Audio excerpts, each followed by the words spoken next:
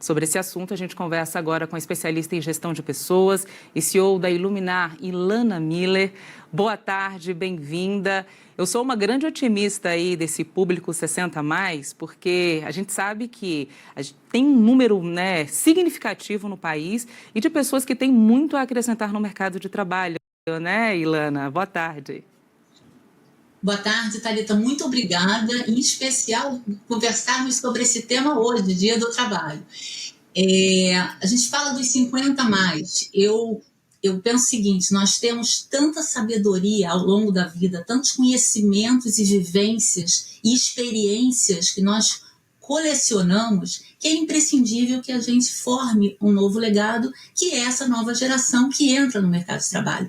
Então, esses números, eles vêm alavancando, sim, em função de muitas campanhas, de muita história que nós, inclusive profissionais de RH, estamos construindo em conjunto com as organizações para fortalecer e fomentar ainda mais contratação, e eu diria dos 45+ também, porque tem organizações que por vezes limitam a 40 anos.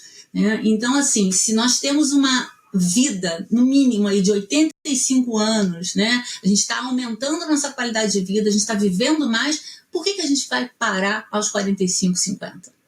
Ilana, a gente tem universidades também que já se preocupam com esse público, né? Vou citar o exemplo da Universidade de Brasília, que há 2 anos tem o vestibular para 60+. São essas pessoas que, infelizmente, a gente sabe que muito antigamente as pessoas, por motivo de trabalho ou por ser chefe de família, não tinha esse tempo ou essas oportunidades de formação, de graduação que a gente tem hoje.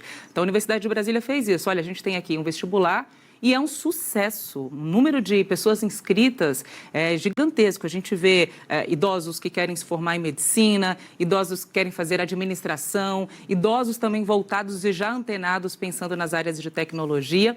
Como é que a senhora avalia também hoje as oportunidades que são dadas para essas pessoas? Né? Muitas conseguem retomar o mercado de trabalho por carreiras que já foram firmadas e desenhadas há muitos anos, mas outras acabam chegando atrás de uma nova qualificação também para se adequar. Né? Então, existe uma diversidade de organizações que, inclusive, vem lançando o programa de estágio e trainee para 50+. Você citou uma das universidades, nós temos no Rio, São Paulo e outras cidades uma diversidade de faculdades oferecendo, inclusive, como você falou, é cultural. Há anos atrás, muitos dos nossos avós e pais não estudaram, não fizeram, não houve oportunidade de estudar e de fazer graduação. Inclusive, educaram uma geração que foi direto colocar a mão na massa. E os estudos, em função de vida, de necessidade de trabalho, ficaram em segundo plano. Agora, não. Eles estão buscando, e não só buscando, como querem ingressar numa trajetória de carreira.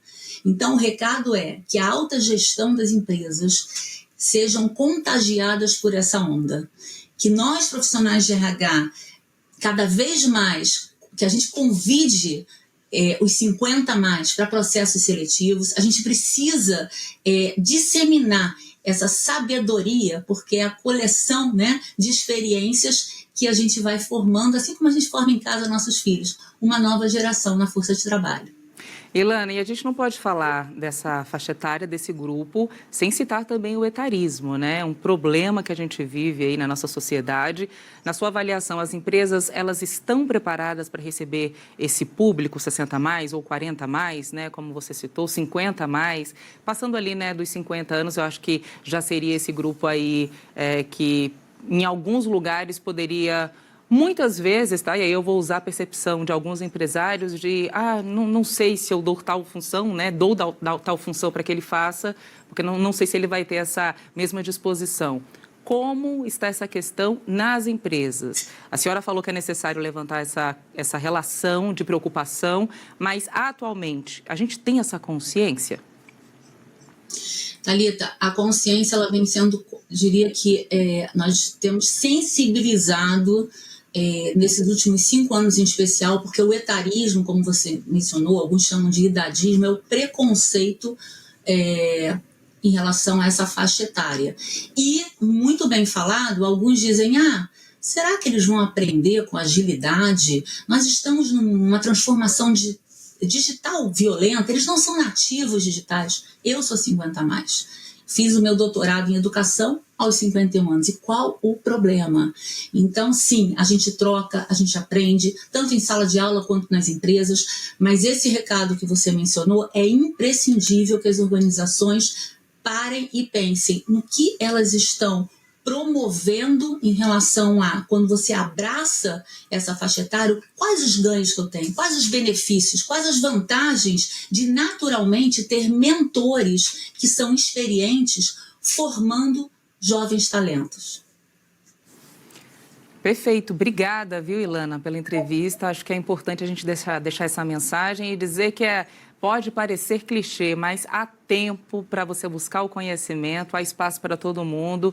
E é isso, as gerações em comum têm muita coisa para oferecer umas para as outras. Mais cedo a gente mostrava aqui a americana, na britânica, na verdade, que se tornou a mulher mais velha do mundo agora, com mais de 100 anos, e eu disse, olha, queria conversar com ela para entender e aprender o que ela tem para ensinar da vida. E é isso, no mercado de trabalho é a mesma coisa, são trocas de experiências e de gerações. Obrigada e um excelente dia para você. Obrigada e que a gente evolua. É isso.